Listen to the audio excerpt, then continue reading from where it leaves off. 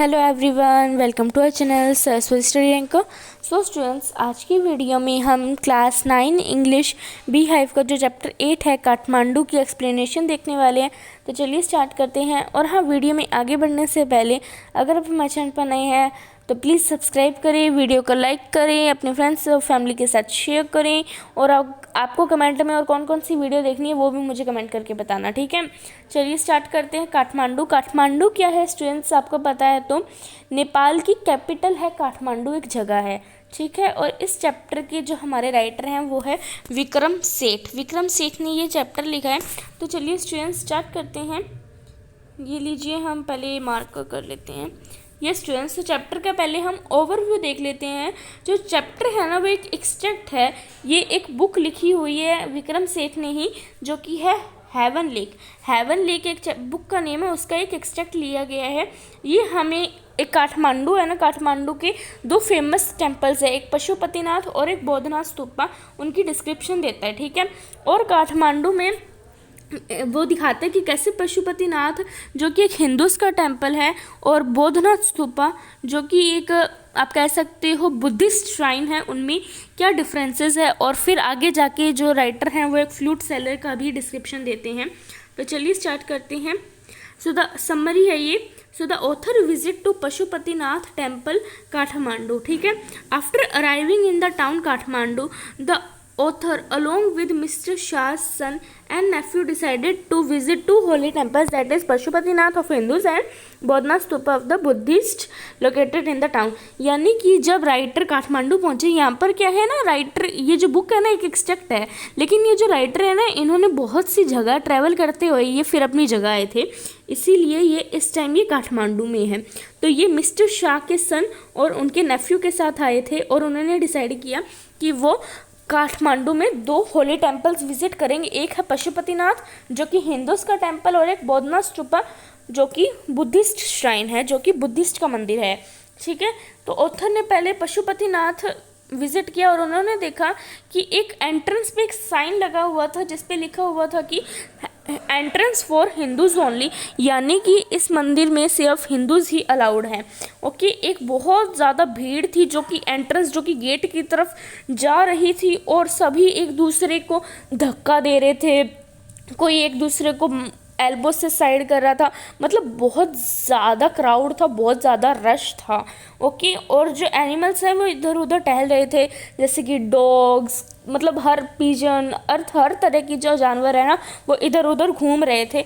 और क्या है, बहुत ज़्यादा कन्फ्यूजन का माहौल था। और जो पीपल है वो एंट्रेंस की तरफ जा रहे थे और वो क्या कर रहे थे, प्रीस्ट का अटेंशन पा रहे थे, ताकि अगर पंडित जी का थोड़ा अटेंशन मिल जाएगा तो इजीली दर्शन हो जाएंगे, है ना। और क्या हुआ, जो नेपाल में आए काठमांडू, तो एक नेपाली प्रिंसेस आई, तो जैसे ही आए ना तो मंदिर के सभी लोग साइड हो गए और उनके सामने अपना सर झुकाने लग गए, ताकि वो रिस्पेक्ट शो कर रहे थे, ओके। आगे देखते हैं। ये आप इंग्लिश में पढ़ लेना, मैं तो आपको ये वीडियो ताकि ज़्यादा लंबी ना हो इसीलिए आपको शॉर्ट में और हिंदी में मैं बोल रही हूँ, बाकी आप इंग्लिश का ये सब पढ़ लेना और ये सभी बड़े इंपॉर्टेंट है, ठीक है। आगे देखते हैं। एक वेस्टर्नर्स का ग्रुप था जो कि राइटर ने देखा कि दूसरी तरफ एक वेस्टर्नर्स का ग्रुप है जो कि मंदिर में आने की कोशिश कर रहे हैं। उन्होंने जो वेस्टर्नर्स है ना उन्होंने सैफरन कलर यानी कि भगवा कलर के कपड़े पहने हुए थे। और जो पुलिस है ना, जो गेट के आगे पुलिस खड़ी थी, वो ये बात मानने को तैयार नहीं थी कि ये हिंदूज ही हैं, कि ठीक है, इसीलिए वो बहुत ज़्यादा उसमें होच पोच हो रहा था। और जो दो मंकी है ना वो फाइट कर रहे थे और एक दूसरे को चिढ़ा रहे थे। और फिर वो मतलब बहुत ज़्यादा क्योस था, वो ना एक दूसरे के ऊपर जंप कर रहे थे, एक दूसरे के पीछे भाग रहे थे। कोई शिवलिंग पे जंप कर रहा था तो कोई मतलब रिवर के बैंक पे जंप कर रहा था, अलग अलग यहाँ पर था। और इससे मतलब लेखक को तो जो ऑथर है ना उसे बड़ा मज़ा आया। और यहाँ पे ऑथर कौन है ये आप याद रखना, विक्रम सेठ ही है, okay. The Holi river Bagmati क्या है, एक रिवर है जो कि मंदिर के साइड में ही फ्लो होती है। एक कॉर्प्स मतलब होता है कि डेड बॉडी है, उसका मतलब अंतिम संस्कार, उसकी अंतिम क्रिया कर रहे थे वो, आपको पता ही है। कोई भी होली नदी होती है उसके पास जो उसकी अस्थियाँ वगैरह वो वाले काम हो रहे थे, और जो कपड़े धो रही थी औरतें, अपने कपड़े धो रही थी, और जो बच्चे हैं children were bathing in the river, बच्ची हैं वो नहा रहे थे। ओके, एक मतलब रिवर के बैंक पे ना, नदी का जो किनारा था ना, उसके साइड में एक छोटा सा, उसके तट पर एक छोटा सा मंदिर था, और लोगों का ये मान्यता थी वहाँ पे कि जैसे ही ये मंदिर है ना, ये नदी में आधा ऊपर है, नदी के किनारे पर ये आधा ऊपर है और आधा अंदर है, लेकिन जैसे ही ये पूरा मंदिर ऊपर आ जाएगा, इसके अंदर के जो देवता हैं वो चले जाएंगे, और फिर कलयुग का जो अंत है वो हो जाएगा, यानी कि इस धरती पर कलयुग समाप्त हो जाएगा। Author at the बोधना stupa. अब देखते हैं, ऑथर है उन्होंने पशुपतिनाथ का हमें डिस्क्रिप्शन दिया। अब हम देखते हैं बोधना स्तूपा। और स्टूडेंट्स, यहाँ पर हमने देखा कि जो बागमती रिवर है ना, जो पशुपतिनाथ के साइड में क्या चल रहा है कि बहुत ज़्यादा गंदगी कर रहे हैं लोग, अपने कपड़े धो रहे हैं, कोई फ्लावर्स गिर रहे हैं नदी में, अलग अलग बहुत ज़्यादा पॉल्यूशन कर रहे हैं। लेकिन अब हम देखेंगे बोधनाथ स्तूपा में क्या होता है। मैं कलर चेंज कर लेती हूँ, हम रेड कलर लेंगे। अब देखते हैं, पशुपतिनाथ के बाद जो ऑथर है वो बोधना स्तूपा के लिए निकल पड़े।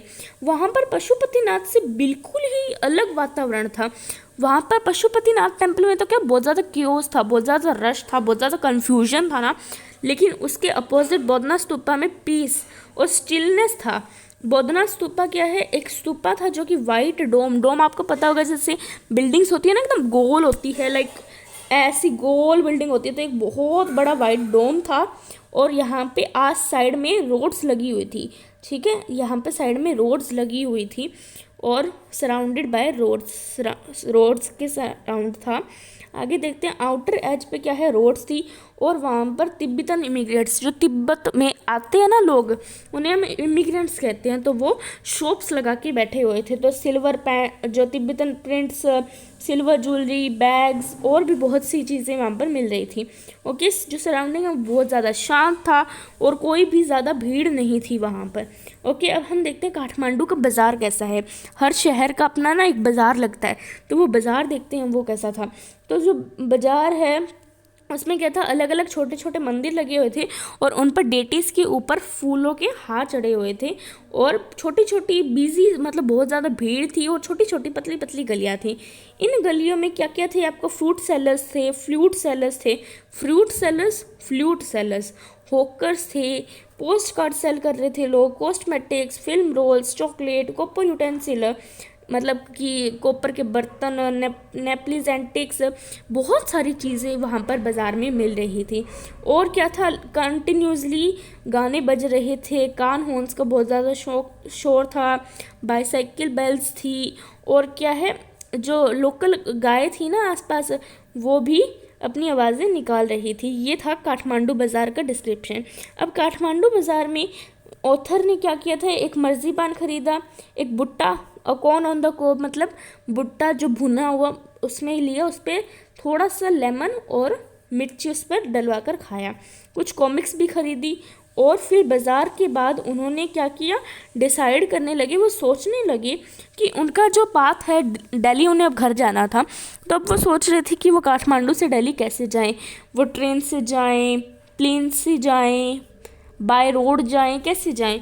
बट वो बहुत ज़्यादा थक चुके थे इतना लंबा ट्रैवल करने के बाद, इसीलिए उन्होंने फाइनल डिसीजन लिया कि वो एयरप्लेन से जाएंगे। तो वो फिर नेपाल एयरलाइंस के लिए निकल गए ताकि वो अपनी अगले दिन की टिकट बुक करा सकें। आगे देखते हैं, फ्लूट सेलर की ये कहानी है। ठीक है, काठमांडू में ऑथर है ना, उन्होंने एक फ्लूट सेलर को देखा, जो कि ना उनका जो होटल था ना, उसके राउंड कॉर्नर में खड़े हुए थे। मतलब कि ये जैसे स्टूडेंट्स, ये होटल है ना, होटल के साइड में स्क्वायर में वो फ्लूट सेलर है, वो वहाँ पर बैठा हुआ था। ठीक है, क्लियर हुआ। उसमें देखो, जो फ्लूट सेलर है ना, वो जो राइटर ने देखा, ऑथर ने देखा कि ये जो फ्लूट सेलर है ये बाकियों से बहुत ज़्यादा अलग था। जहाँ पे सभी लोग चिल्ला चिल्ला कर अपना सामान बेच रहे थे ना, जो फ्लूट सेलर है वो ऐसा नहीं कर रहा था।